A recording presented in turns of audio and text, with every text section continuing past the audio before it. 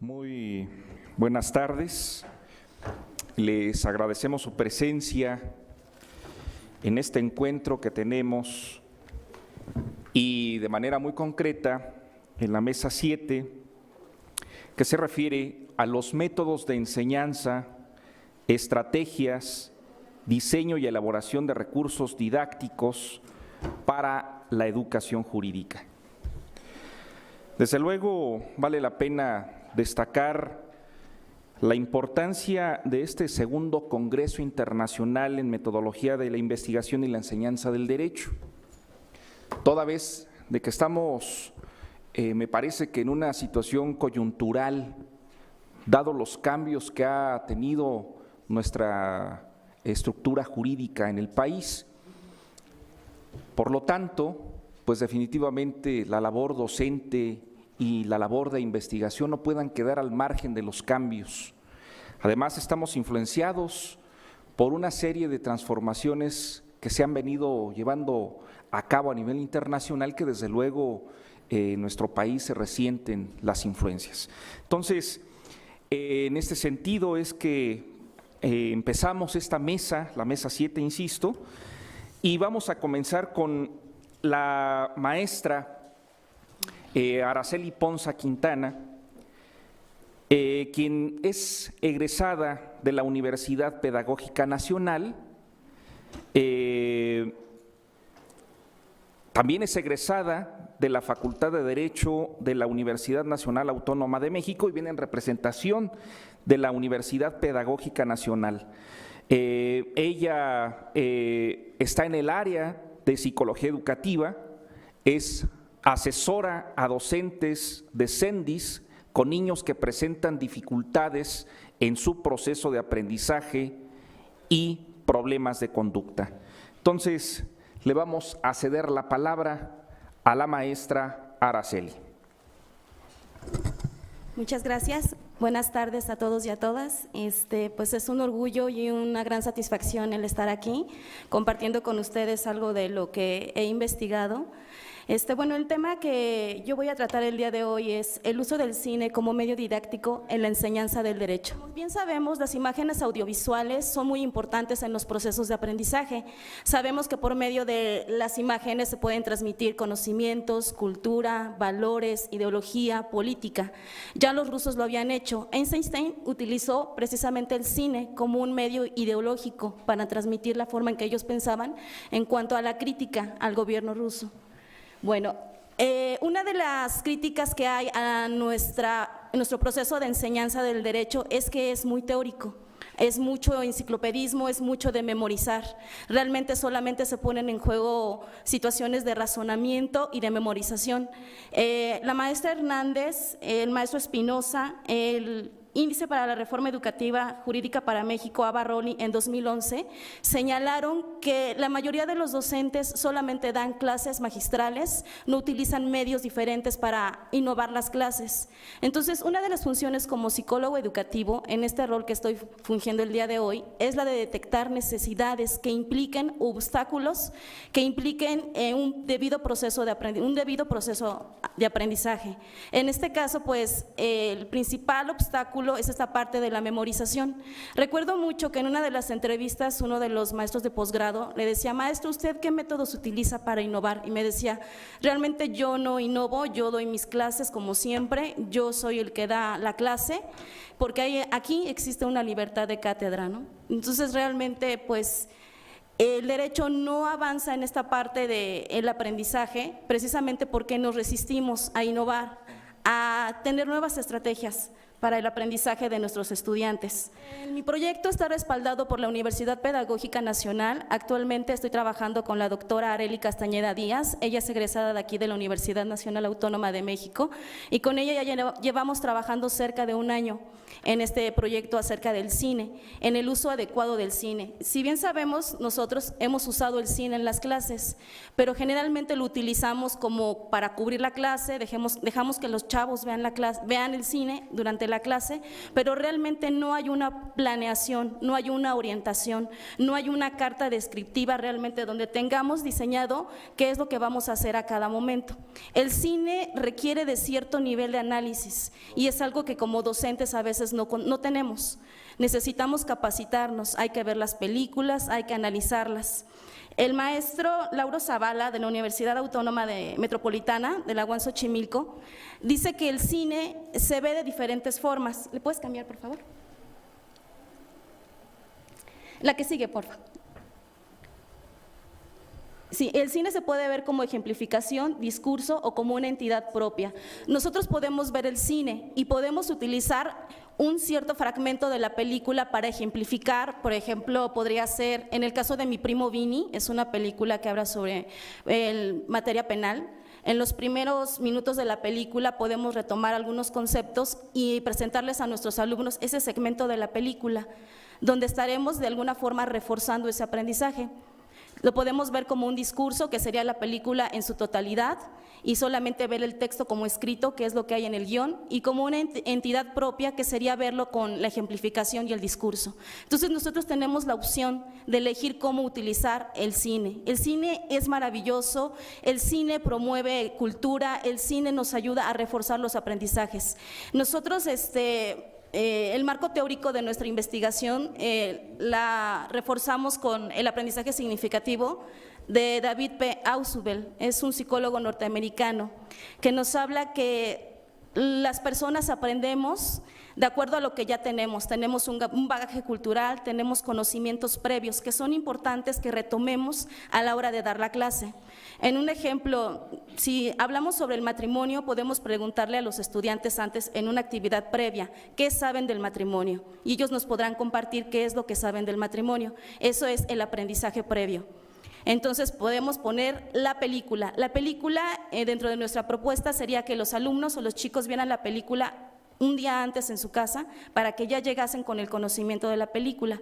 Entonces, como docente es de determinar qué segmento a qué segmento, de qué minuto a qué minuto va la escena con la cual vamos a reforzar el concepto. Entonces, esta es la propuesta de mi proyecto, del proyecto que estoy desarrollando en la Universidad Pedagógica, pero requiere de más detalles. Estoy todavía con las cartas descriptivas, haciendo toda la planeación, porque esto es solamente una ejemplificación para los docentes. Recuerden que todo se puede flexibilizar, puedo presentar la guía y el docente puede utilizarla para lo que realmente necesite. ¿Te puedes regresar a la anterior, por favor? En esa. El aprendizaje significativo, me quiero regresar a esta parte porque es importante y es vital que lo entendamos. Generalmente nosotros como docentes no tenemos este conocimiento y mucho menos los alumnos. El aprendizaje significativo habla de que nosotros ya tenemos un conocimiento previo y entonces al darles un nuevo conocimiento, este conocimiento se ancla, se agarra, se engancha y dentro de nuestro cerebro ocurren procesos cognitivos como la asimilación, la acomodación. Entonces, cuando este conocimiento logra engancharse, es como podemos tener un aprendizaje significativo que difícilmente se le va a olvidar a los estudiantes. Entonces, evitaríamos la memorización. Recuerdo que hace tiempo alguien preguntaba, dame un concepto de lo que es el derecho, y gente que ya litiga, que está en el campo laboral y realmente no tienen un concepto de lo que es derecho. Y ojo, estoy diciendo concepto, no definición. La definición pues es la que encontramos en los libros, que encontramos en algún diccionario, pero el concepto que cada uno de nosotros tengamos acerca del derecho es importante, es diferente. Entonces, nosotros apostamos mucho por el aprendizaje significativo, es importante dentro de nuestra propuesta que se tomen en cuenta los aprendizajes previos. Así un ejemplo para que quede más claro es, por ejemplo, me preguntan qué es un gato. Un gato es un animal de 4 patas que maulla, ese es mi aprendizaje previo. Entonces llega una persona que tiene más conocimiento de los gatos y me dice, bueno, pero los gatos también tienen pelo, los gatos se pueden aparear 2 o 3 veces al año, hay un síndrome que presentan las gatitas únicamente de que se manchan y tienen varios colores de pigmentación en la piel, en el pelo. Entonces solamente le ocurre a las hembras. Entonces todo este bagaje que me acaban de dar lo voy a anclar con el aprendizaje que tengo de lo que es un gato. Entonces yo hago esta asimilación y acomodación se hace en mi cerebro y entonces lo que ocurre es que entonces ya tengo más información y se ancla. Entonces, cuando yo pienso inmediatamente después que alguien me pregunte qué es un gato, entonces ya puedo dar más información de lo que es un gato y queda anclado. ¿Por qué? Porque ya conocía que era un gato, pero llega más información, se ancla y se hace este anclaje, ¿no?, del conocimiento, del proceso de aprendizaje. Entonces, nosotros apostamos por esto. ¿Me puedes cambiar, por favor? La anterior. El punto de vista psicopedagógico para nosotros del cine es un aprendizaje vicario. A través del cine nosotros nos podemos reflejar con los personajes y es importante también como docentes que no veamos a las personas como simplemente asuntos que tenemos que ganar, sino que también veamos que las personas sufren en un proceso de divorcio, que es lo que está pasando. La película que propongo para esta parte es la película de Kramer contra Kramer. Es una película bonita y que además puede ejemplificar, puede servirnos para los chavos y para cualquier persona. Y creemos que esta parte emocional es muy importante. Se ha demostrado que la parte emocional es importante en los procesos de aprendizaje. Nosotros también como docentes tenemos que motivar. Hace tiempo un neurólogo decía que el aprendizaje solo se puede dar cuando la persona quiere aprender. Si no existe esa disposición, no se puede aprender. Y los procesos ya no están en el profesor. El profesor no tiene como la obligación de saber todo. Los chavos o las personas que están aprendiendo son los que son responsables de sus propios procesos cognitivos, de sus propios procesos de aprendizaje. Entonces es necesario que se desarrollen estas habilidades, llegar a una metacognición en donde cada uno pueda autorregularse y pueda saber cuál es la forma en la que uno aprende, cómo es que mejor aprende. Hay personas que aprenden mucho más viendo o teniendo imágenes que otras personas. ¿Le puedes cambiar, por favor? Y bueno, el placer del cine, estrategias de interpretación. Este es un cuadro del maestro Lauro Zavala que nos explica cómo hay que interpretar el cine. La primera forma, que es la básica, que es la recreación, que es la que todos hacemos, es la de, pues, cuando vamos a ver al cine, ¿no?, a ver una película, preguntamos, ¿te gustó la película? El objetivo, pues, únicamente es gozar, el método es el disfrute, el medio es oral, y bueno, ahí viene ejemplificando, ¿no? Y nosotros nos quedaríamos en la etapa de análisis, que es lo específico de esta película, el análisis, la fragmentación, lo didáctico y el segmento. Entonces es importante que como docentes sepamos aplicar el cine. El cine no nada más se pone, no es para cubrir, no es porque hoy no voy a venir, no es porque para improvisar. El cine no es para eso. El cine de verdad debe tener una debida planeación y un debido trato. Entonces, la propuesta de nuestro proyecto es mostrarles a los docentes una planeación, una carta descriptiva donde vengan las actividades diseñadas para que la puedan aplicar en el salón de clases. Y recuerden, esto se puede modificar, flexibilizar, como se le llama ahora. Podemos adecuarlo a las necesidades que tengamos, de acuerdo a la materia que vayamos a dar. ¿Le puedes cambiar, por favor? Y bueno, estas son algunas de las películas que son muchísimas, pero son de las pocas que he visto y que he pensado que pueden ser importantes, que podamos aplicar en el aula. Y bueno, está 2 años de esclavitud, que es nueva, pero es muy interesante. Entonces, Kramer contra Kramer, Filadelfia, Mi primo Vini. La de Matt Damon, esa está excelente, esa película, si la pueden conseguir. Hace una crítica a la naturaleza de la carrera y bueno, son algunas de las películas. Otra de la propuesta del proyecto es que es cine comercial, no buscamos cine de arte. Cine comercial porque cualquier chavo, cualquier persona puede encontrar la película y es fácil. Ya así no tendrían justificación de decir, no vi la película, no tuve tiempo o no la conseguí, ¿no? Entonces, por eso es que es cine comercial. Alguien me preguntaba, ¿y por qué no cine de arte? ¿Por qué no te vas por esta parte? Si así hay películas que cuesta trabajo conseguir, la película de Kramer contra Kramer la conseguí apenas hace poco, entonces sí es complicado. Entonces, estas son algunas de las propuestas del trabajo que estamos realizando. Todavía seguimos trabajando en la Universidad Pedagógica con el uso de esto. Próximamente aplicaré esto con chavos de un CCH, aplicar el cine pero no como cine debate. Generalmente la gente cree que el cine y ver la película, inmediatamente después irte al debate. La verdad es que eso no funciona, se desvirtúa. Hay ocasiones en que terminan hasta platicando acerca de por qué el personaje se vistió de tal forma o por qué tomó tal decisión. Entonces ahí uno se puede dar cuenta que están improvisando, que no hay una planeación adecuada de las clases. Y entonces nosotros buscamos con esto, ¿no?, darle una herramienta más al docente para que pueda aplicarlo en su proceso de enseñanza, para que también las clases sean más amenas. Después de 15 minutos la gente ya no está, simplemente está el cuerpo, pero las mentes están en otro lado. Científicamente se está comprobando. Entonces, si damos clases magistrales y contamos y decimos todo, entonces los chavos ya ni siquiera están, y al final de la clase, pues quién sabe dónde andaban. Entonces es importante también tomar en cuenta esta parte de que 15 minutos son los efectivos, ¿no?, en los cuales estamos atentos y estamos como con los 5 sentidos, ¿no? Creo que a grandes rasgos es esto. El tema da para mucho, hay mucha más información. Pues al final, si tienen alguna duda o alguna sugerencia, es bienvenida. Seguimos en la construcción del proyecto todavía, y bueno, pues pues creo que por mi parte es todo. Gracias.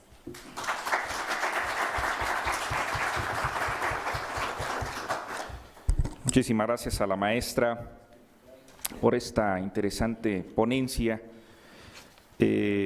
Bueno, antes de continuar, debo destacar que quienes están aquí en la mesa, pues generalmente tienen la cualidad de no solamente ser abogados, lo cual nutre definitivamente las ponencias que nos habrán de estar aquí manifestando.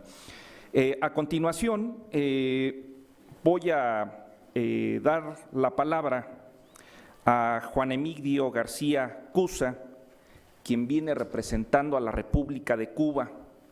Él es trabajador docente por cuenta propia.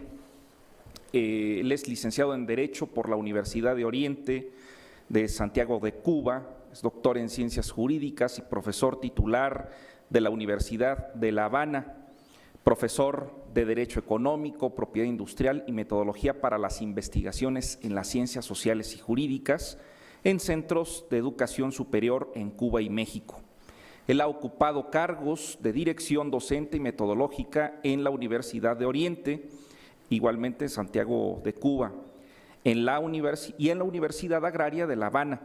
Es profesor titular de educación superior por esta universidad. Además, ha realizado estancias de estudio en la Universidad de Carolina de Praga, en la Universidad de Rostock y la Universidad de Humboldt. Él viene a ofrecernos su plática relacionada con la eficacia jurídica y el agotamiento del jus socialismo científico. Adelante, doctor. Buenas tardes. Un caluroso saludo a toda la comunidad jurídica mexicana, a su nación y a su pueblo y a los aquí presentes. No sé si me está oyendo. ¿Sí? Bueno, sí, más cerca. Especialmente a la comisión organizadora y al doctor Cáceres Nieto por haberme invitado y darme la oportunidad de compartir con ustedes espacio de capacitación, de profundización de los conocimientos pedagógicos. El tema es importante para la actualización de los métodos de enseñanza de la filosofía, sobre todo la filosofía del derecho en cuanto al marxismo. Ciertamente los asuntos sobre la eficacia jurídica de los modos de producción capitalista y socialista, aún bajo dictaduras burguesas o dictaduras de proletariado o estados democráticos, son temas medulares para explicar y evaluar la problemática referente a la validez de las normas jurídicas encargadas de garantizar la gobernabilidad y el desarrollo económico sostenible que debe identificar a los estados contemporáneos. En consecuencia, por la amplitud y complejidad, los 12 minutos que cuento, es un tema muy abarcador. Este es un reporte de aplicación que he traído de mi reciente investigación, que ya está culminada y presentada para su libro, sobre el derecho económico constitucional en Cuba y la transición a un Estado social de derecho. Los objetivos, por favor. Para ello vamos a centrarnos en dos fundamentales objetivos.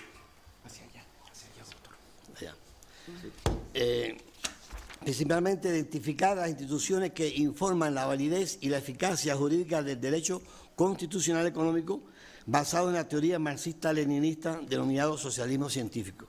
Y segundo, caracterizar el agotamiento del derecho económico en el modo de producción del socialismo científico. Bueno. En el caso de Cuba, que ha motivado en algunos países de América Latina la constitución de modelos de economía socialista, resulta muy importante conocer las fortalezas y debilidades del sistema de derecho económico del socialismo científico o socialismo real, basado en limitaciones a la propiedad privada, al mercado bajo una economía altamente centralizada y un sistema político unipartidista que en teoría considera solamente en el poder a la clase obrera.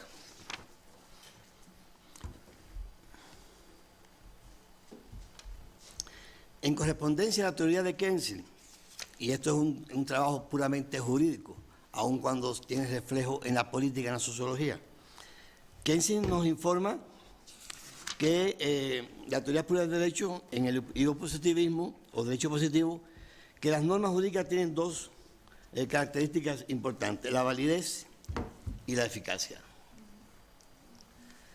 Mediante la validez, conocemos como juristas que designamos la existencia específica de una norma, la calidad de la norma, la vigencia, el contexto histórico, la importancia de la norma como tal. Mientras que la eficacia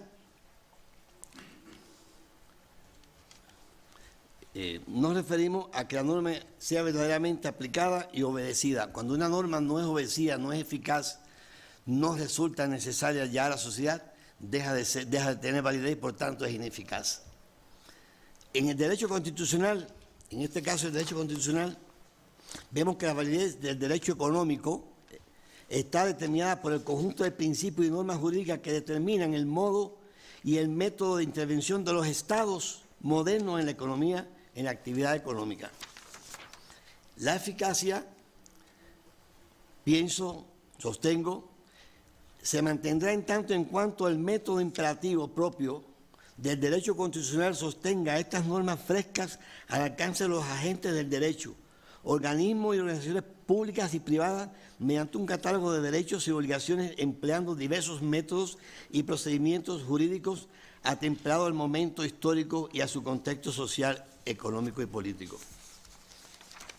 Realmente Keynes nos da una información al abogado muy importante y es por ello que la ciencia jurídica es importante para el desarrollo de la economía y la interpretación también de la necesidad en la sociedad.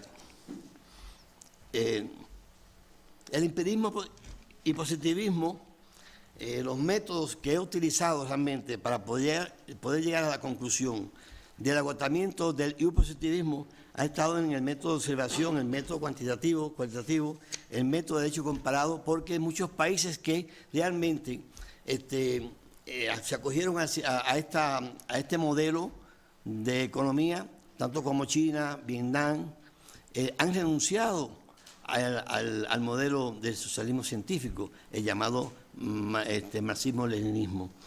Y también, por supuesto, el método exegético, el análisis de la ley. Fue muy importante el trabajo de Cáceres, muy dialéctico, muy ameno, sobre el concepto de derecho que nos da.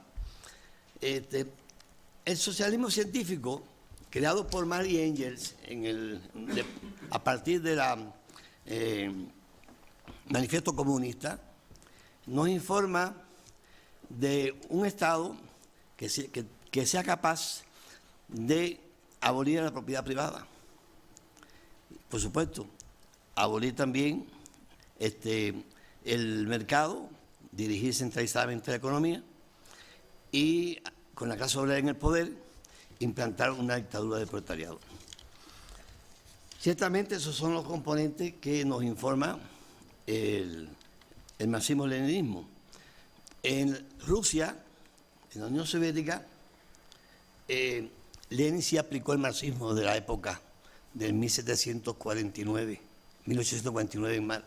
Lo aplicó en Rusia, un país devastado por el zar, no conoció el capitalismo. Rusia pasó del zarismo, que es un feudalismo, al socialismo. Realmente estaba muy alejada de los desarrollos que tenían Francia, Italia, Alemania. Y ahí sí funcionó Lenin, funcionó la teoría marxista de la época.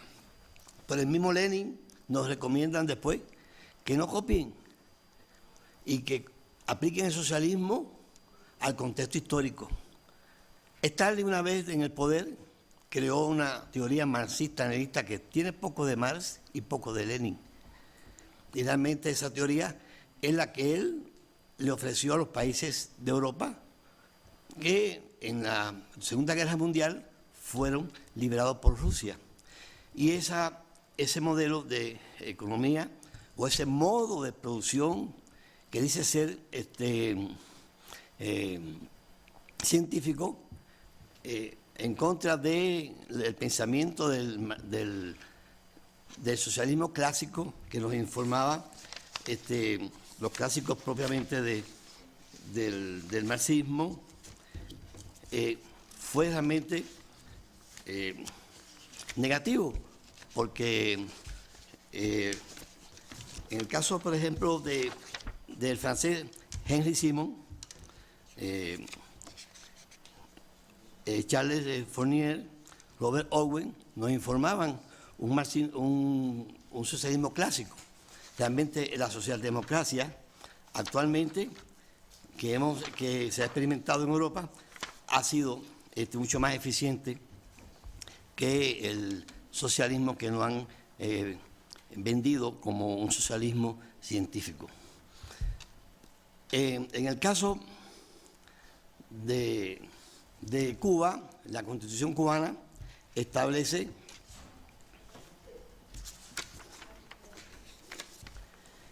en el artículo 14 ese concepto de propiedad. O sea, la República de Cuba exige el sistema de economía basado en propiedad socialista de todo el pueblo sobre los medios de producción. Cuando hablamos de propiedad socialista, hablamos de la propiedad del Estado. Y la explotación del hombre por el hombre, una supresión total de la explotación del hombre por el hombre. Sin embargo, el hombre sí realmente puede ser empleado únicamente por el Estado. También el principio de distribución socialista de cada cual según su capacidad, según su trabajo. Este principio del marxismo y del leninismo, pero del Marx y de Lenin, no de Stalin, no se ha aplicado en Cuba porque realmente no ha sido bien interpretado o bien aplicado. Ahora, el Parlamento cubano ha dictado un documento que ha de llamarse, muy importante, la conceptualización para actualizar el modelo cubano, hacerlo más próspero y sostenible. Realmente es muy importante esta decisión que se está dando, pero la prosperidad tiene que ser para toda la sociedad, no solamente para el sector privado.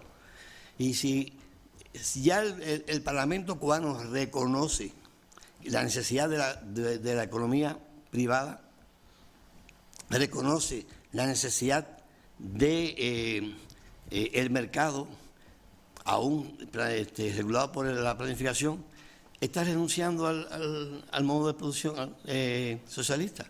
El modo de producción socialista, en este caso el marxismo-leninismo, el socialismo real, ha sido ya agotado en China. Ya los chinos no reconocen el marxismo-leninismo, siguen aplicando un socialismo de mercado, un socialismo con propiedad privada, un socialismo con desigualdades. La Revolución Cubana ha querido o quiso y anuló la burguesía. No hay burguesía en Cuba, no hay propiedad privada, pero no se ha podido eliminar la pobreza. Realmente aún existe pobreza en Cuba y hay que reconocer realmente la necesidad de las clases sociales y esa contradicción que solo el Estado puede controlar y puede amortiguar para buscar el desarrollo. En estos momentos vamos a exponerle algunos elementos del modelo conceptual cubano. Principales formas de propiedad sobre los medios de producción son las siguientes: la propiedad socialista sobre todo el pueblo, y la propiedad cooperativa, y la propiedad mixta, y la propiedad privada. Si ustedes vieron en el documento anterior, la Constitución cubana establece aquí al artículo 14 que es la propiedad socialista sobre todos los medios de producción. Sin embargo, ahora ya está reconociendo la propiedad privada. Hay un elemento ya que no es del marxismo-leninismo. Luego, entonces, también reconoce la propiedad privada, se reconoce que cumple las funciones sociales cuyos titulares son personas naturales jurídicas, tanto cubanas como totalmente extranjeras. La propiedad cubana en el 1992, la propiedad privada en Cuba en el 92 se aprobó, pero únicamente para establecer vínculos con entidades extranjeras. El Estado formaba una empresa pública con carácter privado y asociada al extranjero tenía una empresa mixta. Pero ahora se trata de propiedades privadas probablemente entre cubanos con el Estado y cubanos como familia, ¿no?, en una organización familiar. Esto en el año 62, 63, con la implantación del socialismo, o sea, exterminó la burguesía en Cuba. En Cuba realmente no quedó nada de la burguesía.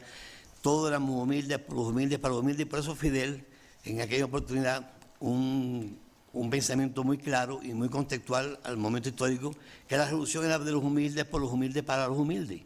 Pero hoy Cuba no es un país de humildes, por humildes, para los humildes. En Cuba hay muchas personas de muy buen poder y estabilidad económica, artistas, deportistas, empresarios privados, extranjeros que tienen relaciones en Cuba, toda la alta oficialidad del ejército, altos grados de los políticos y también empresarios privados que ya dejan de ser humildes. Por tanto, hay clases sociales. Por tanto, si hay clases sociales, si realmente ya en el poder no está la clase obrera, porque la clase obrera está en el poder, pero realmente los que están en el poder no son ya obreros, ya no piensan como clase obrera, tienen otro modo de vida.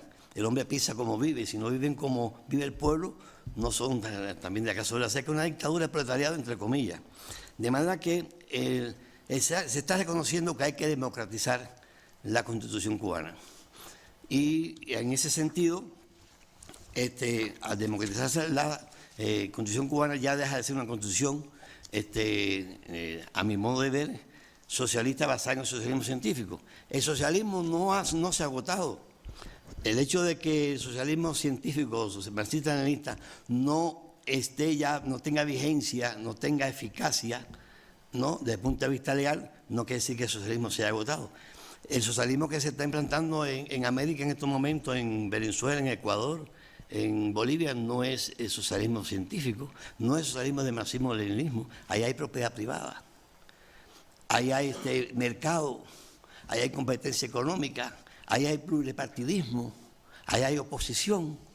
Entonces, bueno, de ese socialismo es el que tenemos que aprender ahora. Muchas gracias.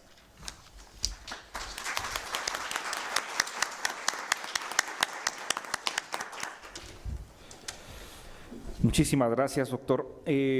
Vamos a continuar con el siguiente ponente de esta mesa. Él es Juan Pablo Medina Valverde. Él es licenciado en Derecho por la UNAM, es licenciado en Ciencia Política por la UNAM, igualmente tiene la maestría en Ciencias de la Educación y la maestría en Derecho. Él es becario CONACYT nivel 2 por proyecto de investigación, es adscrito como becario del Instituto de Investigaciones Jurídicas de la UNAM 2006-2009 y actualmente es profesor de Filosofía del Derecho en la Universidad de Guadalajara. Entonces, le cedemos el uso de la voz. Maestro, adelante, por favor. Muchas gracias. Van a disculpar, pero el cambio de clima. Yo estoy en Puerto Vallarta, en el campus, en el Centro Universitario de la Costa, y el cambio de clima aquí con la Ciudad de México sí fue un poquito fuerte, así es que traigo algo de carraspera. Pero bueno, Quisiera agradecer, antes que nada, a Enrique, al doctor Enrique Cáceres, por extendernos la invitación para regresar a casa en este momento para esta serie de eventos de educación y derecho. Yo la ponencia que traigo para presentar es relativa al método de análisis diacrónico de instituciones jurídicas.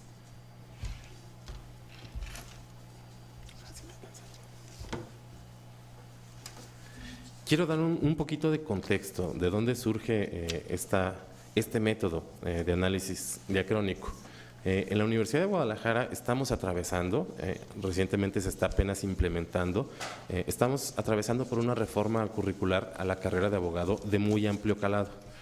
Quiero decir que es un proceso que viene de varios años atrás, entre 2013, 2014 y hasta inicios de 2015 se promovió una primera reforma curricular para dar entrada a toda la cuestión del cambio del sistema de justicia penal y la introducción de derechos humanos, pero nos dimos cuenta inmediatamente que no fue suficiente, así es que nos dimos a la tarea de crear un plan de estudios nuevo, desde literalmente el diseño para todo el plan de estudios a través de un comité curricular intercentros. Este comité curricular fue conformado por literalmente por representantes de todos los centros universitarios donde se imparte la carrera de abogado. Son 10 centros regionales y un centro temático. Fundamentalmente fuimos 22 personas quienes estuvimos al tanto y obviamente los suplentes también. Afortunadamente yo fui invitado para esta cuestión.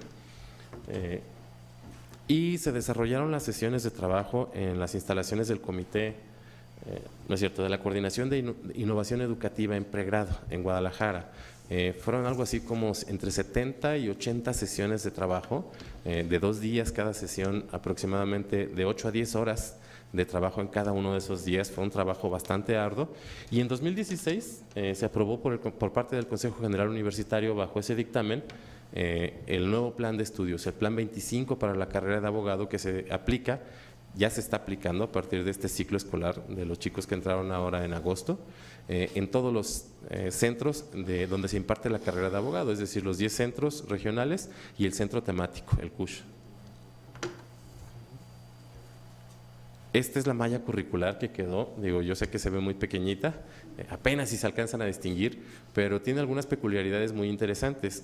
Uno de los objetivos fundamentales que se tuvieron en cuenta para el diseño de esta malla curricular es una metodología una metodología didáctica basada fundamentalmente en el estudio de casos. Es un modelo de aprendizaje basado en el estudiante. Las características básicas es que tiene una muy fuerte inducción hacia la investigación, una autogestión del conocimiento por parte del estudiante y la formación humanista de corte interdisciplinario y transdisciplinario. Nosotros literalmente comenzamos a navegar contracorriente. Originalmente, hace algunos años, en el último plan de estudios, se habían adoptado, vamos a decirlo así, los acuerdos de Bolonia, en el sentido de comenzar a reducir la matrícula para separar fuertemente 2 niveles, el pregrado del posgrado, tratar de llegar a 3 años en el pregrado y continuar con un posgrado de 2 años. En esta ocasión, en este comité curricular, literalmente dimos marcha atrás. Volvimos a implantar la carrera de abogado para 5 años y obviamente con la introducción de muchas materias muy interesantes, entre ellas justamente los estudios de caso. Pero para seguir adelante un poquito, se implantaron temas transversales como la equidad de género, la sustentabilidad, la cultura de la legalidad, los derechos humanos, muy importante, temas de internacionalización, responsabilidad social y cultura de la paz. Se implementaron 5 unidades de estudios de caso de instituciones jurídicas que van del 1º al 5º semestre y 6 unidades de estudios de caso disciplinar en materia penal, civil, constitucional, administrativo y fiscal, laboral y de la seguridad social y mercantil. Es decir, cada uno de los ejes temáticos de la carrera tiene su propio estudio de caso disciplinar, pero son 6 y 5 estudios de casos que van desde 1º a 5º semestre sobre instituciones jurídicas. Aquí en las flechitas están indicados las posiciones de los estudios de caso, como podemos ver en algunos semestres, particularmente en el 7º ciclo, tienen hasta 3 estudios de caso, 3 unidades de aprendizaje, 3 materias que son estudios de caso. Va a ser un semestre bastante complicado para los muchachos. Los objetivos para estos estudios de caso de instituciones jurídicas, es decir, las que van de primero a quinto semestre, son la comprensión amplia de las distintas instituciones jurídicas, abonada de manera vertical por las distintas unidades de aprendizaje que componen el ciclo que están cursando. ¿Qué quiero decir con esto? En cada uno de los ciclos, de primero a décimo, llevan un conjunto de materias curriculares y a partir de este conjunto de materias se identificaron cuáles son las instituciones jurídicas en función de las cuales se elaboran estos estudios de caso. ¿Qué más? El desarrollo de habilidades de argumentación escrita y verbal, de argumentación jurídica concretamente, habilidades interpretativas y argumentativas del derecho, comprendiendo el derecho desde una perspectiva constructivista, como un constructo formado por elementos de la realidad, por distintos elementos de la realidad. Para el diseño de todas las unidades de aprendizaje de todos estos estudios de caso se había planteado el seguir un método de estudios iterativo de casos, MAKE, que fue desarrollado por la doctora Nieto Craveo en 2016. Fundamentalmente la metodología es proporcionar al estudiante una información introductoria al caso, el caso que ya está preparado, que sirve como un punto de anclaje a la realidad. El desarrollo de iteraciones, de grandes iteraciones, y regresar al mismo caso. ¿Qué quiero decir con esto?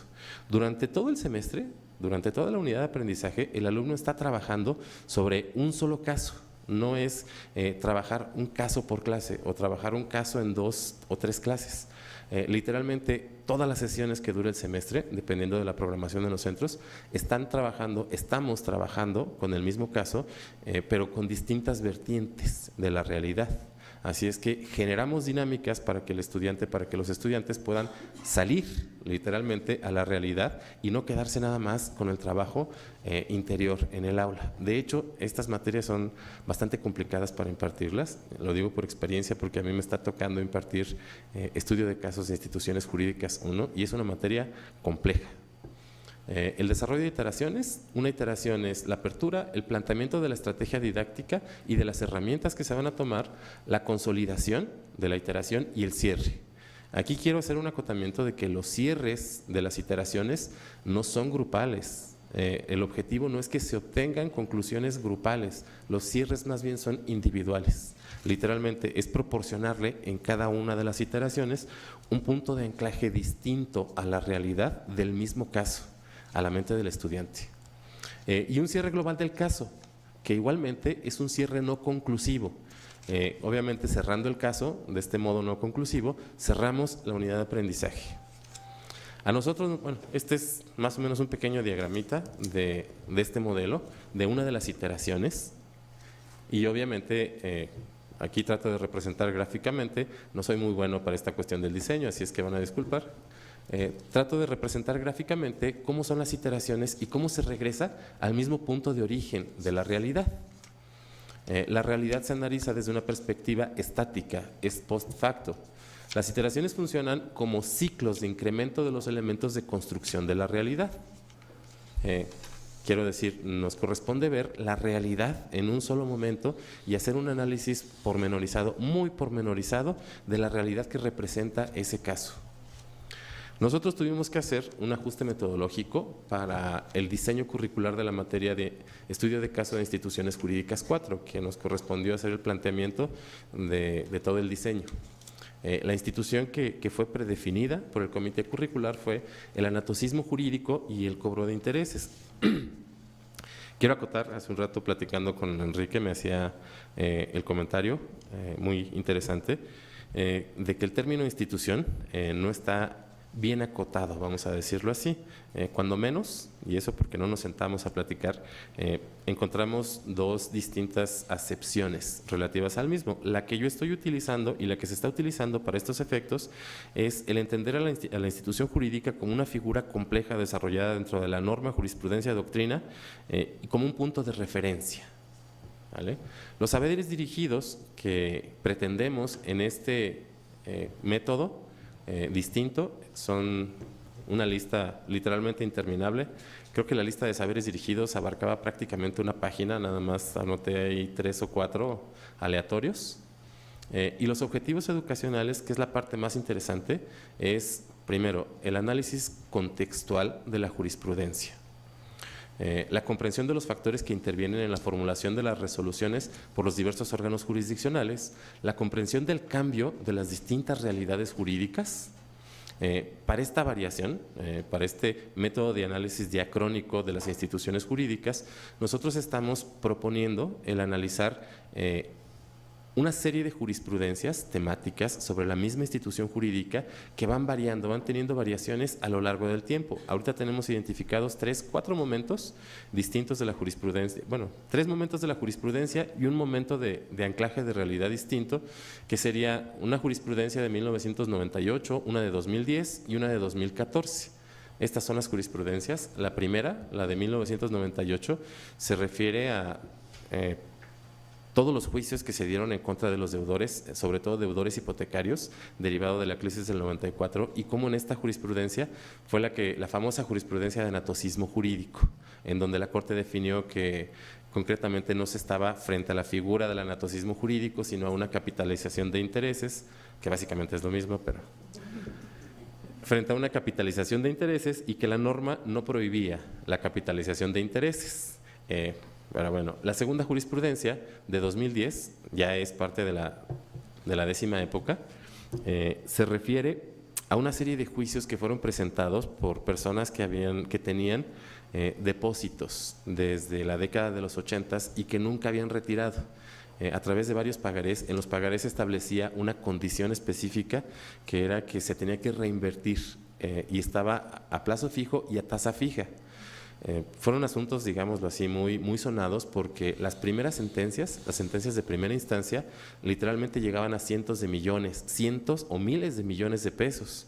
Y con esta jurisprudencia, la 72 de 2010, se resuelve la Corte en pleno que no, que la cuenta, vamos a decirlo así, que la ecuación matemática que se debería de utilizar para el caso de los bancos era distinta.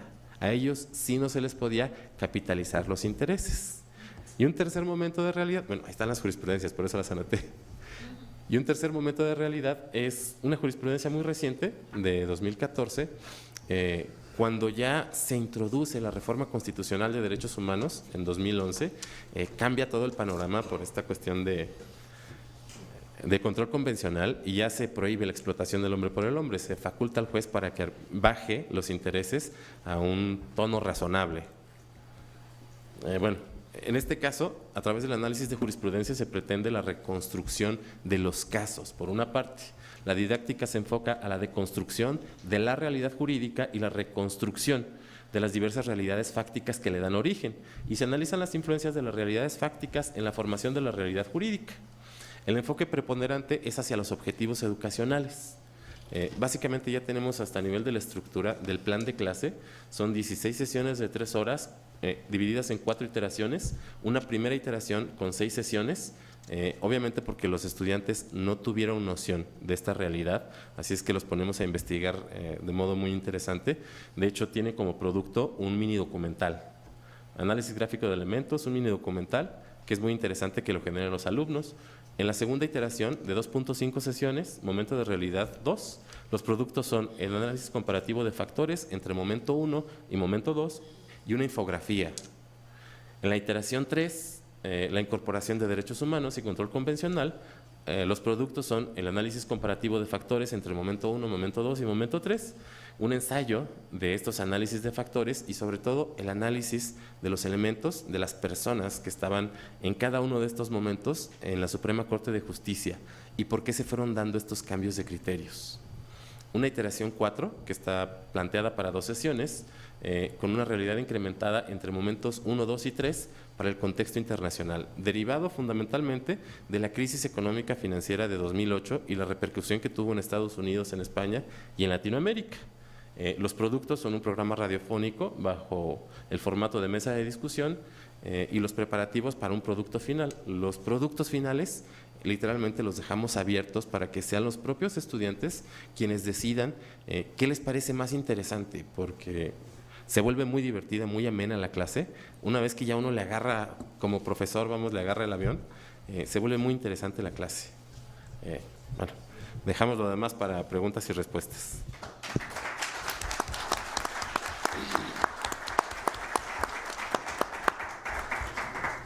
Bueno, corresponde ahora a nuestro moderador de mesa, el maestro Pedro Morales Zavala, que nos trae la ponencia titulada Ética de los Derechos Humanos en la Praxis Educativa del Derecho. El maestro Pedro Morales Zavala, profesor de tiempo completo de la Universidad Autónoma de Querétaro, licenciado en Derecho, licenciado en Filosofía, maestro en Derecho, maestro en Filosofía Contemporánea Aplicada, doctor en Derecho por la Universidad Autónoma de Querétaro. Muchas gracias.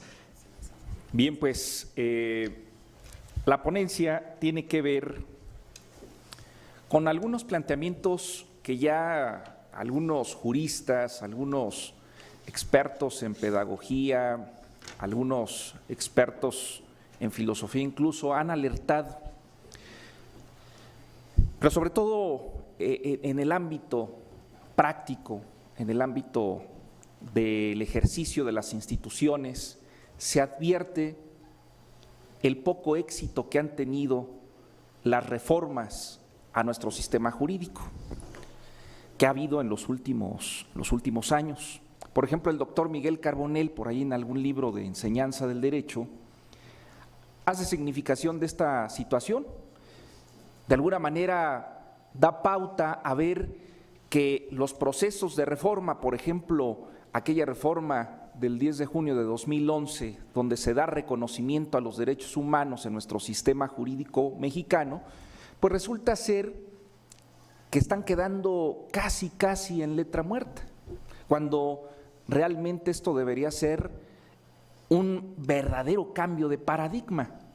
Y sin embargo vemos a una comunidad jurídica, vemos a las instituciones operar como si nada hubiese pasado. Es decir, la forma en cómo se ha interpretado el derecho ha estado bajo la égida del positivismo jurídico, como seguramente aquí en el transcurso de este congreso se ha dilucidado.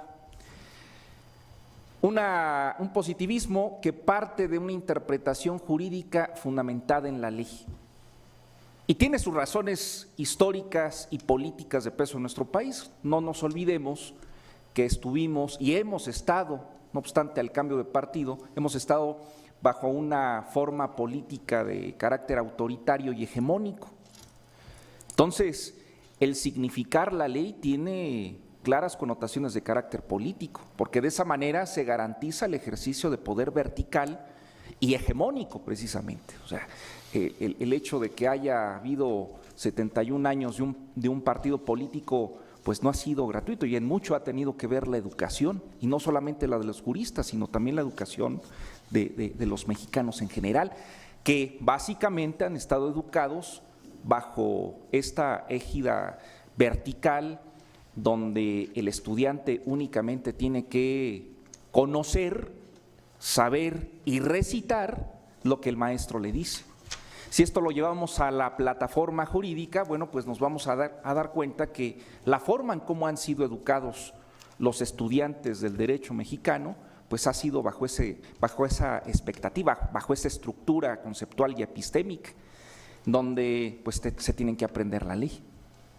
Pero en el momento que se da esta reforma, no quiero yo decir que sea la mejor forma de interpretar el derecho, pero bueno, es la que ahorita de alguna manera está incorporada en nuestro sistema jurídico, que es interpretar el derecho ya no solamente bajo los conceptos y criterios de la ley, sino da oportunidad a dos cosas. Da oportunidad a interpretar el derecho bajo los derechos humanos, que si nos damos cuenta es una ruptura en cierta forma, es una pequeña fractura que se da al sistema político, donde pues ya no solamente se da cabida a la interpretación vertical del derecho desde la ley, sino hoy hay oportunidad de interpretar el derecho bajo otro discurso que no es necesariamente el perteneciente al sistema político mexicano. Entonces, ante esta expectativa se da una segunda situación, cuando dice la Constitución que además se debe interpretar bajo el principio pro persona, bueno, pues esto abre las puertas para que no solamente los juristas intervengan en la pedagogía jurídica, sino para que otras disciplinas, como la pedagogía, como la filosofía, como la sociología, intervengan en la formación de los estudiantes. Porque hoy, debo decir, la aplicación del derecho, si realmente aplicamos ese precepto constitucional, la interpretación del derecho ya no solamente sería un asunto de juristas, sino un asunto de una comunidad abierta. Si realmente aplicáramos este precepto constitucional, es más, ya los versados en la ley, los que egresan de las facultades de Derecho aprendiéndose la ley, pues ya no son tan necesarios.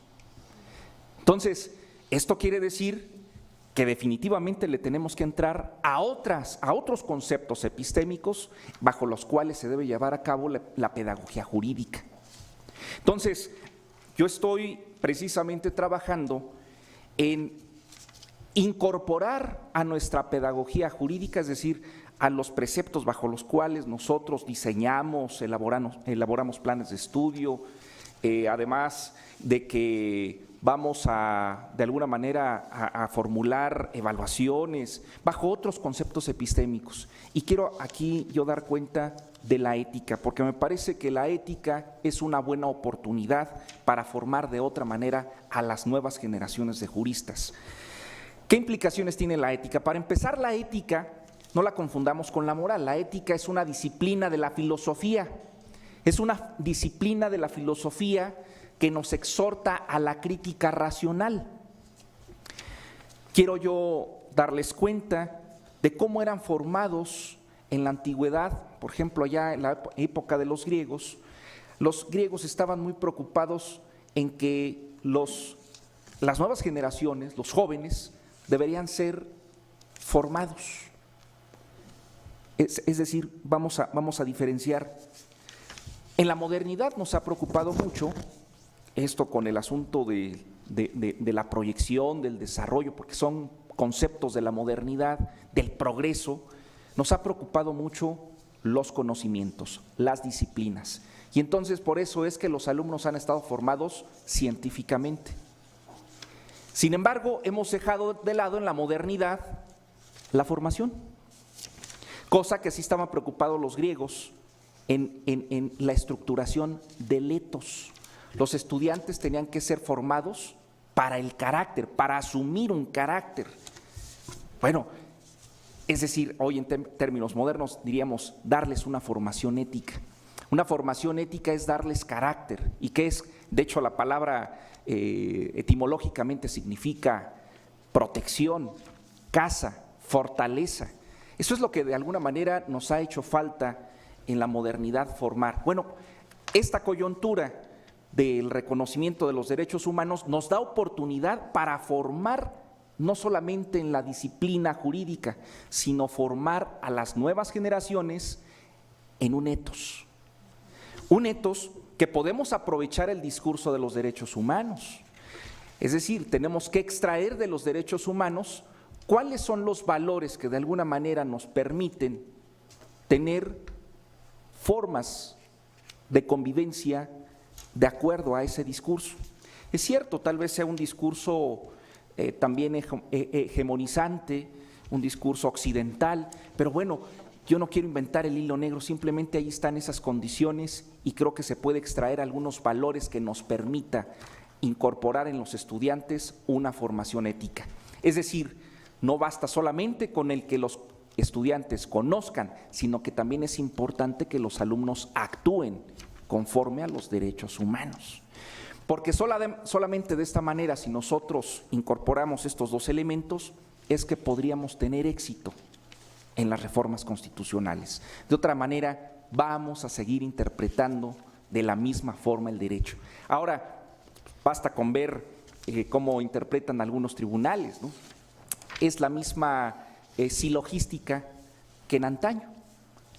Aplicar la hipótesis general al caso concreto y se saca una conclusión. Definitivamente a eso no nos está exhortando esta reforma. Nosotros necesitamos que, sobre todo, nuestros estudiantes tengan la capacidad argumentativa. Es decir, hay casos difíciles, como diría un autor del derecho, Ronald Dworkin, que definitivamente un positivista queda rebasado porque no es posible darle solución a los conflictos en casos difíciles. Un positivista diría, bueno, pues me declaro incompetente porque no está en la ley, lo cual es un verdadero absurdo. Un estudiante versado en la ética es un alumno crítico que va a tener capacidad racional y va a incorporar estos valores de los derechos humanos para dar solución a los conflictos jurídicos que se presenten, por difíciles que sean. Entonces, ante esta situación, por ejemplo, quiero destacar uno para dar conclusión a mi intervención.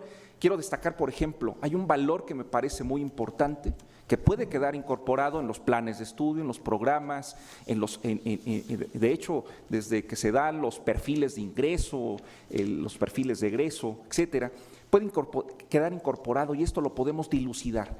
Hay algo que se llama dignidad. Eso está en los derechos humanos, no lo tenemos en la legislación reconocido como tal. Pero también en los tratados internacionales no hay una definición como tal de la dignidad. ¿Qué quiere decir esto?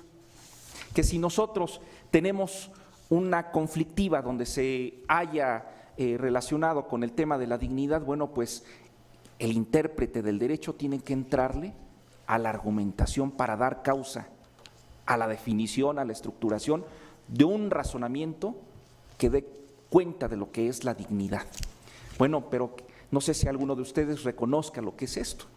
Si le entramos a la filosofía, si el intérprete del derecho sabe filosofía, sabe sociología, va a saber estructurar. Por ejemplo, hay un filósofo que se llama Immanuel Kant, que de alguna manera habla de la autonomía de la voluntad. Y la autonomía de la voluntad tiene que ver con la dignidad. Si nosotros incorporamos que nuestros alumnos sean dotados con el valor de la dignidad, habremos de tener un alumno que le va a dar prioridad a la autonomía de la voluntad en las decisiones que tengan que ver con el derecho.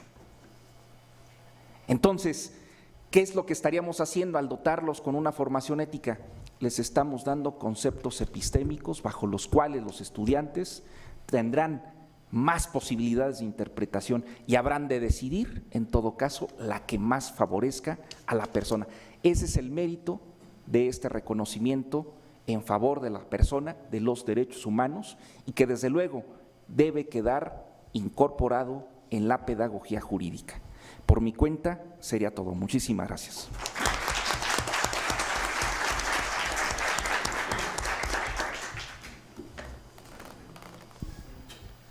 Preguntas. Vamos a dar una fase de preguntas y respuestas. Vamos a darle la palabra al caballero que está interesado.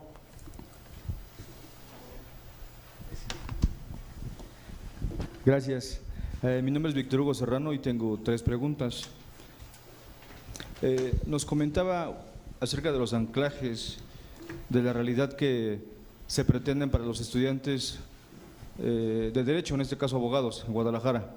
Quisiera yo saber cuál es el anclaje de la realidad para esos futuros abogados en materia de derechos humanos, porque por lo que veo ya dentro de su oferta académica ya existe una materia en ese sentido.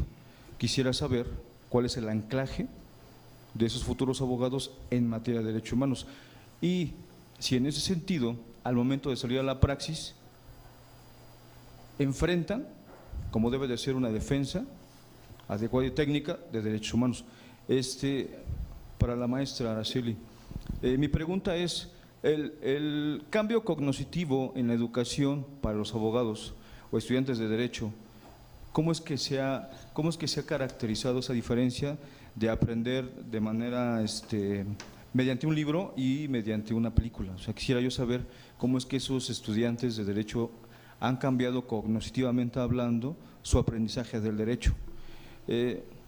Maestro Pedro, si no entendí bien, quiero que me aclare. Usted comenta que los derechos humanos, como bien sabemos todos, no necesariamente manifiesta usted que la persona que debe de saber derechos humanos debe ser letrada. Únicamente nada más, o sea, en ese entendido, puedo yo manifestar que estoy un poquito en desacuerdo, dado que sabemos que para la práctica en la defensa de los derechos humanos es necesario que tengamos a alguien letrado en la materia para poder lograr una adecuada defensa técnica. Sabemos que los derechos humanos hoy en día, todavía después de la reforma, nos encontramos en una situación aguerrida constantemente de defensa de derechos humanos, y para eso tenemos que seguir estudiando, porque los que ya hemos egresado o estamos a punto de egresar no tuvimos nunca una materia de derechos humanos, como a lo mejor está pasando en Guadalajara. Entonces tenemos que estudiar, tenemos que visionar, formarnos como unos verdaderos defensores de derechos humanos, obviamente letrados en esa materia, para poder garantizar algo en ese sentido. Damos la voz al maestro. Perdón. De hecho, no tenemos una materia, tenemos varias en relación a derechos humanos. Si mal no recuerdo, de los de la currícula, tenemos teoría de los derechos humanos y sus garantías. Tenemos una optativa, que es Sistema Internacional de Protección de Derechos Humanos, un estudio de caso de instituciones jurídicas que va en línea con derechos humanos, es decir, se enfocó mucho a derechos humanos, y un estudio de caso en materia constitucional que también es protección de derechos humanos. O sea, son muchas. En relación a los dos estudios de caso, si mal no recuerdo, uno de ellos se decantó por utilizar la sentencia del caso Radilla Pacheco y a partir de ahí hacer una construcción con el modelo iterativo, es decir, literalmente hacer 4 iteraciones sobre la misma sentencia. En el estudio de caso de materia constitucional, ahí sí literalmente es mucho más concreto, el que se les, digámoslo así, se les entrena, por decirlo de algún modo, se les enseña ya en la práctica las instancias para la protección de derechos humanos.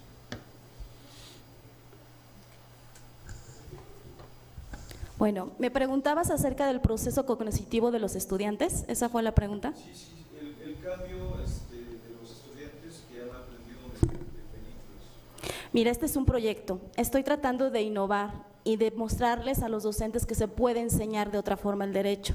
Muchos de los docentes están renuentes, muchos de ellos dicen son demasiados, no puedo hacer esa actividad, ¿a qué hora voy a terminar? Si apenas si tengo 50 minutos.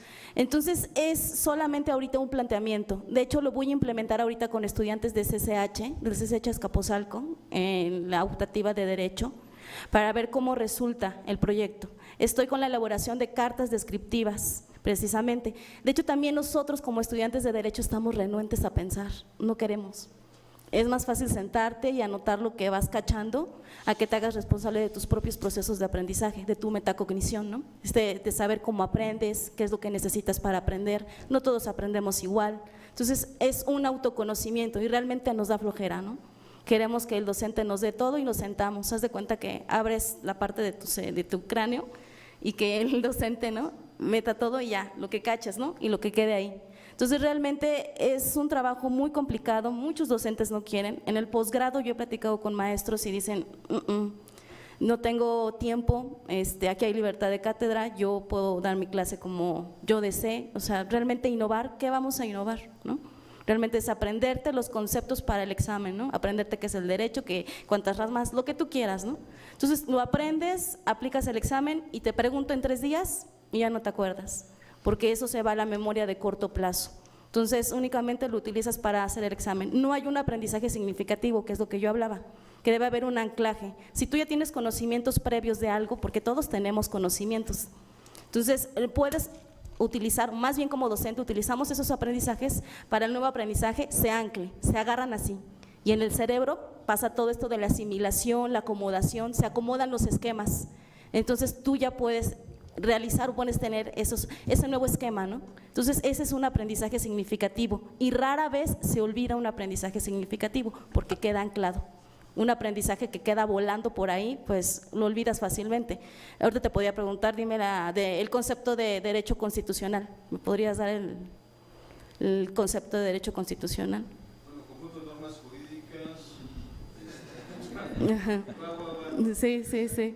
Sí, por eso precisamente son conceptos, no definiciones, porque cada uno de nosotros puede tener un concepto, pero vamos, ¿no? Puedes decir, es un conjunto de normas jurídicas, y el maestro puede decir, pues para mí es esto, pero va tendiente a lo mismo, ¿no? La finalidad es esa. Entonces sí, realmente es un trabajo muy fuerte, estamos muy viciados, la verdad es que no queremos trabajar, nos da flojera pensar, nos da flojera pues hacernos responsables de nuestro proceso de aprendizaje. Queremos que el maestro haga todo y que nos dé todo. Y el rol del docente también tiene que cambiar. El docente no puede venir a decirnos qué hacer o qué está bien, ni podemos pensar que todo lo que está diciendo el docente es verdad, porque ellos también se equivocan, ¿no? El docente no es un Dios. Entonces, aquí viene la parte crítica, la parte en que nosotros debemos ser autónomos y decir, pues sí, yo concuerdo con el maestro o con esto no me parece, e ir a las fuentes e investigar por tu propia cuenta.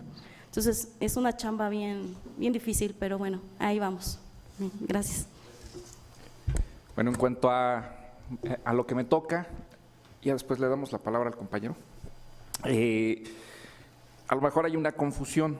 Yo no comenté sobre que quien esté a cargo de alguna responsabilidad jurisdiccional pueda ser iletrado.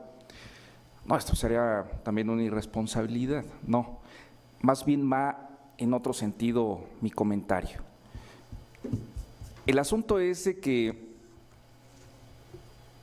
hay un autor que se llama Thomas Kuhn. Aparentemente estamos ante el vislumbre de un cambio de paradigma.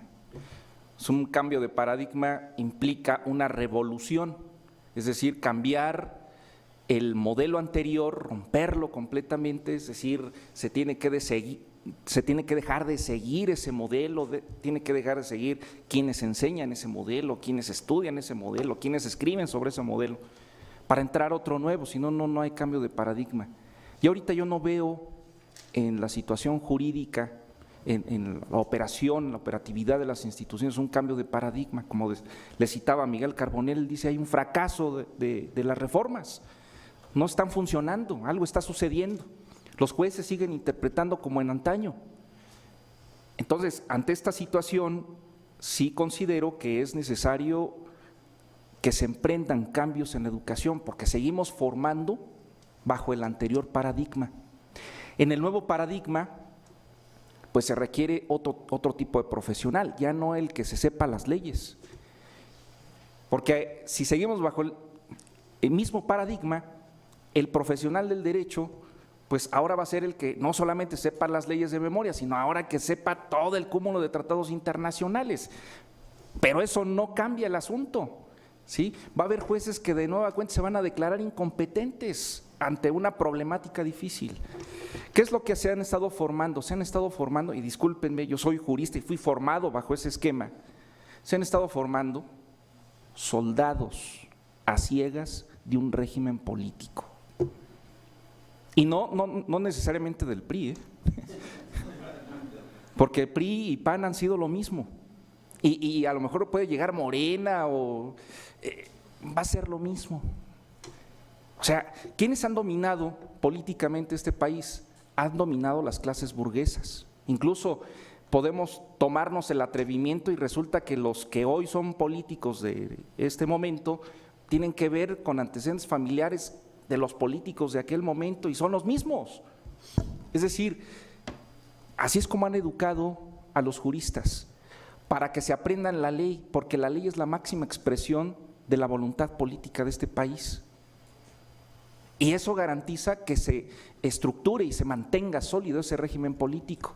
Por eso no se puede cuestionar. Un estudiante que se aprende la ley, si dice algo diferente a lo que dice la ley, es un alumno que va a reprobar, porque el propio Estado se está encargando de mantener la disciplina de ese estudiante, de mantener disciplina. Es decir, lo están formando en una disciplina ideológica, a ciegas, porque además él no puede cuestionar, él simplemente tiene que aplicar la ley y punto. Si me doy a entender, lo que yo estoy proponiendo es una formación ética que dada esa reforma constitucional, pues entonces ya no es necesario alguien que se aprenda las leyes, es lo que estoy diciendo. Es decir, los juristas, como han sido formados, ya no son necesarios. Vamos a formar a estudiantes que piensen, que argumenten, Y ten la seguridad que para pensar y argumentar no se necesita ese tipo de profesionales. Un filósofo, un sociólogo, pueden ser magníficos jueces en la medida que sepan argumentar. Entonces, ahorita bajo esta situación podríamos estar hasta en competencia con otras profesiones quienes tenemos el título de profesional del derecho. Sí me doy a entender, es lo que estoy proponiendo. Es decir, al estudiante de derecho más bien se le tiene que dar una formación, que es una formación que ya incluso algunas instituciones internacionales como la ONU están ya tratando de que la filosofía se incorpore a todos los niveles educativos.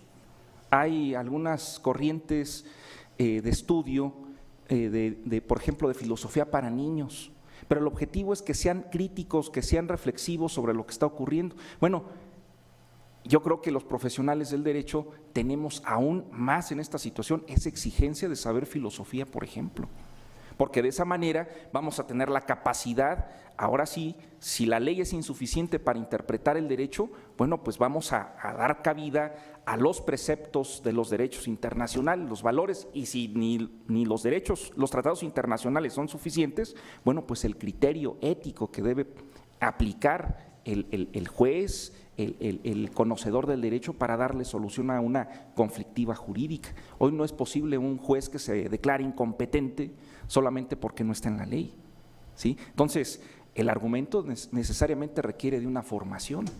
Hoy, incluso, cualquier autoridad debe tener esa formación. Un policía es un intérprete del derecho. Un policía es que levantan las multas por haber cometido una falta administrativa, es un intérprete del derecho. Bueno, ese tiene que tener esa formación. Bueno, pues el jurista tiene mayor obligación de tener ese ethos que les decía. Pero bueno, pues para eso hay que emprender un trabajo caudal. Por eso es tan importante este congreso, porque eso abre las puertas a que se empiece a trabajar sobre esta temática. ¿Sí? ¿Sí me doy a entender? Gracias. El compañero tenía una pregunta. ¿Ustedes me dicen cuántas preguntas? Con él y ya. Esa sería la última pregunta. Sí, gracias. Mi pregunta es para el doctor García Cusa. Muchas felicidades, profesor, me gustó mucho su ponencia. Retomando un poco lo que usted nos comentó durante su ponencia, bueno, estamos transitando en un momento histórico en Cuba. Nuestro referente más significativo en este hemisferio en cuanto al socialismo, vemos que tiene un cambio importante. Precisamente de esto ya hablaba Eduardo Galeano y Daniel de los Santos, este sociólogo brasileño, que decía que finalmente el socialismo debía de sucumbir para resurgir posteriormente. Mi pregunta es en el siguiente contexto, doctor. Con tristeza puedo decirlo, en nuestras escuelas de nivel medio superior y superior, actualmente se ha estado dejando de lado de estudiar el socialismo. Consideran a Marx como arcaico. ¿Considera usted que debería de continuarse estudiando el socialismo y por qué? Bueno, si estudiamos el capitalismo que lleva 2 siglos y pico y no ha resuelto el problema, tenemos que estudiar otro modo de producción, otro modo de vida. Acá se refería a muchas situaciones que hay con la gobernabilidad, con la educación, con la formación ideológica de los juristas. Bueno, yo tengo la experiencia en Cuba, no puedo hablar por los búlgaros, ni los checos, ni los alemanes, ni los soviéticos, ni puedo hablar tampoco por los chinos, por Cuba. En Cuba no hay el nivel digamos, de corrupción en el sistema judicial que yo observo en otros países. En Cuba no hay el nivel de corrupción empresarial que yo observo en otros países. El hecho de que estemos hablando de un socialismo ya caduco, de un socialismo que ya no es eficaz, porque el modo de producción ha dejado de ser eficaz, no queremos decir que estamos renunciando a una sociedad superior al capitalismo. El capitalismo tiene muchos, pero muchos errores y tiene muchos problemas, tiene muchos vacíos Y lo estamos viendo en los países de América Latina. Mira, Cuba es un país realmente que no ha progresado suficientemente porque, bueno, imagínate un bloqueo. Si te matan así, te dicen que no te dan esto, no te dan otro, no te dejan comprar, no te dejan utilizar el dólar, no te ponen embargo a los buques que van. Bueno, entonces dice, ¿por qué no avanza Cuba? Pues si tú vas a pelear con alguien que tiene las manos atadas. Por otro lado, la educación en Cuba, en las ciencias jurídicas, en la ciencia económica, en el derecho, es una educación, yo a mi modo de ver, yo he estado en otros países, en Venezuela, en Ecuador, en México, llevo ya 10 años, es muy superior. La calidad del estudiante, la capacidad, incluso el nivel de conciencia social con que se gradúan, ¿entiendes? Van a ejercer, son muy pocos jueces los que venden una sentencia, son muy pocos fiscales los que no defienden realmente a la persona que está. Pero bueno, esto es otra ideología. Cuando yo hablo de un cambio, no digo de regresar al capitalismo, jamás. El problema está que el socialismo aquel que nos vendió Stalin, sin clase social, una clase obrera en el poder, el concepto de Marx que el derecho era voluntad de la clase dominante elegida en carácter de ley, eso es incierto. Marx tiene una obra muy buena, el capital, los burgueses, los capitalistas trabajan con el capital más que los socialistas. La obra de Marx yo no la niego. Lo que niego es el modo de producción socialista que no ha operado. La propiedad privada es importante. La microeconomía es la que realmente regula todas las contradicciones sociales. El Estado no se puede meter a vender la carne, a vender el frijol, a vender, a atender las peluquerías. No, es un problema de la microeconomía, de la propiedad privada. Tampoco el Estado puede negar el mercado. ¿Qué pasa con el socialismo en Cuba? En Cuba, cuando se derrota la tiranía de Batista, Fidel implanta realmente, la decisión de la revolución implanta una dictadura de proletariado muy férrea. Lo que pasa es que esa dictadura duró mucho tiempo. Fue la primera dictadura socialista, la primera dictadura de izquierda. Cuando triunfa la revolución cubana, en el 1951 habían 5 dictaduras burguesas en Cuba, en América Latina. En Haití, Duvalier, Trujillo en Santo Domingo, Somoza en Nicaragua. Pero el imperialismo en ninguna de esas hacía nada. Basta que hubo una dictadura de izquierda para que entonces ya se opusiera. ¿Qué pasa? Que el faro de socialismo en América Latina es Cuba, ciertamente, pero no ha funcionado. A partir de la Constitución de 1976, que se hizo una constitución realmente democrática, entre comillas, porque es que la democracia para mí es un concepto ya bastante, digamos, prostituido, porque hay democracia socialista, democracia capitalista, democracia burguesa. Entonces, no hablemos de democracia, el concepto de democracia está en crisis. Lo cierto es que nosotros tenemos que hacer una constitución nueva. Una constitución que reconozca que el hombre tiene derecho a participar en la economía del país, no es el Estado solo, y que pueda haber negocios privados. No, sencillamente que hay un poco más de libertad también en la universidad. La universidad nuestra no es autónoma, es una universidad estatal. Si usted hace un discurso en la universidad que no le corresponde, no le conviene al Estado, ya te den como opositor. Yo no soy opositor, ni seré opositor jamás. Sin embargo, tengo mi pensamiento. Y no doy clase en la universidad no porque no quiera, es porque allí no se pueden decir las cosas realmente que se quieren, porque realmente hay una dictadura. No, hay un freno al desarrollo, a la universidad. La universidad es universal, hay que dejar que cada cual exprese. Hay muchas cosas que hay que arreglar en Cuba, pero no estoy hablando de que el socialismo no sea una sociedad superior. No es perfecta. Mira, los chinos ya no son socialistas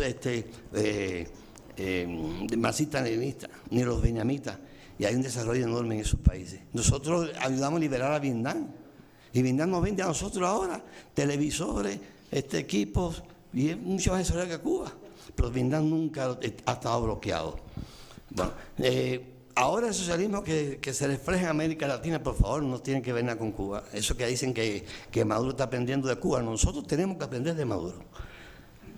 Porque Maduro está permitiendo allí la oposición, está permitiendo allí el propartidismo. Tiene la propiedad privada, no ha intervenido en ninguna escuela, no ha intervenido en ningún hospital. Nosotros acabamos con la educación. En Cuba se intervino toda la escuela y se implantó el marxismo-leninismo. Ahí no se podía estudiar otra cosa que no sea marxismo-leninismo. Desde pre hasta la universidad, al principio de la revolución, hubo un sectarismo. La universidad se dijo que era para los revolucionarios. Y el que no era revolucionario tenía que irse de Cuba, porque no podía estudiar en la universidad. Y los ricos, que le quitaron a todo el poder, todas sus propiedades, tuvieron que irse. Cuba se quedó en el 60 con puros obreros y campesinos. Todos éramos humildes. Y entonces hemos estado, yo pienso y digo así un poco jocoso que somos el conejillo de la India del sistema socialista. Tenemos que aprender las cosas que no hemos hecho, por eso yo en mi obra dije, aprender las debilidades, las fortalezas y debilidades. Hemos tenido muchas debilidades, pero también tenemos fortalezas. En Cuba hay un sistema de educación pero muy efectivo. Hay un sistema también de salud con sus carencias y con sus problemas, pero también muy humano y muy efectivo. Cuidado con el sistema de salud de Cuba, que aun cuando hay muchos hospitales actualmente sin medicina, algunos hospitales carentes, pero tenemos muchos médicos en el mundo que deberían estar en Cuba, pero Cuba es un país que no piensa en Cuba, piensa en el mundo. Tenemos médicos en Nicaragua, en Ecuador, miren, ¿qué país puede decir 500 médicos para África para acabar con el ébola? Un país que nada más que tiene ese poder. Hay muchas cosas que hay que estudiar. La respuesta concretamente es que no pienso que todavía eso se haya agotado. Pienso que como modo de producción, sí. El socialismo ha quedado como una corriente epistemológica genérica, ¿no? Para que la izquierda la utilice para un poco que en el Estado de Derecho plantear los problemas de la mayoría. Porque el capitalismo, lo que defiende es el capital, la burguesía. El socialismo la tendencia es defender a las mayorías, a las clases sociales, pero no ya con el pensamiento de que el Estado sea el dueño de todo, que el Estado lo controle todo, que todo no haya mercado y que sobre todo creerse que no hay clases sociales. Sí tiene que haber clases sociales. En Cuba, bueno, la clase obrera, pero a mí que no me digan que un empresario es obrero, a mí que no me digan que un general, un teniente coronel, un mayor del ejército es obrero. A mí que no me diga tampoco que un político de nivel provincial y estatal y en Consejo de Estado son obreros. Esa gente no vive como obreros. Entonces no hay tal dictadura de proletariado, hay una dictadura realmente, pero que no es obrera. Entonces hay muchas cosas que mejorar. Y pienso que la Constitución de Cuba tiene que mejorar. Pero no se puede mejorar también desde adentro del Parlamento, el propio Parlamento. Yo pienso que hay que hacer un plebiscito y pienso que hay que convocar a una constituyente. Porque realmente, por ejemplo, yo soy profesor independiente, yo no me siento representado en el Parlamento. Ningún cuentapropista cubano se siente representado en el Parlamento. Y hay muchos artistas y deportistas de altos niveles que tampoco se sienten representados en el Parlamento. Entonces, por lo menos hay que reformar muchas cosas, hay que hacer muchas cosas. Pero la pregunta suya es que si había que integrar el socialismo para volver a hacer un nuevo socialismo, lo que hay que perfeccionarlo. Muchas gracias. Una última pregunta que ya estaba con la mano levantada, disculpe. Muchas Adelante. gracias. Seré muy breve, no habrá el tiempo. Le quería hacer una pregunta al profesor Medina. Yo trabajo en Chile, soy profesor de Derecho Constitucional y nosotros en la universidad tenemos un modelo basado en competencias. Y dentro de ella está el trabajo de casos. Entonces, me pareció muy interesante lo que usted comentaba. Y en concreto, si pudiese profundizar un poco lo que explicó relativo al trabajo de casos. En el caso nuestro, por ejemplo, tenemos talleres donde se le entregan premisas, hechos, ¿cierto? Y posteriormente esos hechos los invitan a hacer una demanda que después es defendida ante un comité de jueces, etcétera. Y ahí se lleva a cabo la competencia a partir de una situación simulada. Pero por lo que usted contaba, es distinto, porque pareciera ser que tiene que ver con análisis de líneas jurisprudenciales en el tiempo y las variaciones en esas interpretaciones de las líneas jurisprudenciales. No sé si podría profundizar un poco en ese punto. Gracias. Perdón. En la metodología que estamos proponiendo, muy concretamente, la cuestión es esta: a partir de distintos puntos de anclaje de realidad, en este caso nos sirven las jurisprudencias que van sobre la misma temática, pero que han sido modificadas, digámoslo así, a lo largo de una línea de tiempo, utilizamos la jurisprudencia para reconstruir por parte del alumno el caso jurídico, vamos a decirlo así, los hechos, pero para decodificar por qué se dictó la jurisprudencia en un sentido o en otro sentido, porque por ejemplo las dos primeras son literalmente prácticamente contradictorias, tenemos que ligar hacia el contexto de realidad que estaba en ese momento. Por ejemplo, en el caso de la primera sentencia, que es de 1998, la gran mayoría de los estudiantes ya son prácticamente nacidos poco después de esa jurisprudencia, no conocieron la realidad social que imperaba en México de 1994 a 1998, que se dictó esa jurisprudencia. Así es que se le dedica una buena porción de tiempo para que el alumno pueda reconstruir a través de distintos elementos esa realidad. ¿Por qué? Porque toda esa realidad también impacta en la toma de la decisión judicial, de las decisiones judiciales que llevan a la conformación de esta jurisprudencia y en cómo la Suprema Corte de Justicia, cómo y por qué argumenta la jurisprudencia en ese sentido. Es decir, literalmente es deconstruir, bueno, reconstruir los hechos, deconstruir para analizar muy de modo fino los argumentos de los juzgadores, y volver a construir esa realidad, un momento de realidad 1. Brincamos a un segundo punto de realidad sobre la misma temática de la jurisprudencia y hacemos el mismo proceso, pero obviamente ya es una realidad que es completamente distinta. Cambiaron incluso los actores que estaban en la Suprema Corte o los actores políticos que están alrededor. Quiero decir, todos sabemos que la toma de decisiones judiciales, sobre todo a esos niveles, no se dan nada más por una interpretación, vamos a decirlo así, estrictamente positivista de la norma jurídica o del contrato, sino que intervienen otros factores. Y justamente es forzar a que el alumno analice todos esos factores alrededor de los cuales se construye la toma de la decisión judicial. No nada más es analizar la institución jurídica, el anatocismo en este caso, sino analizar a través de una inducción retrospectiva el por qué los jueces, por qué los ministros toman una decisión en tal o en cual sentido. Y así en las distintas iteraciones, en los distintos momentos, se hacen esos análisis de realidad. Muy bien, muchísimas gracias.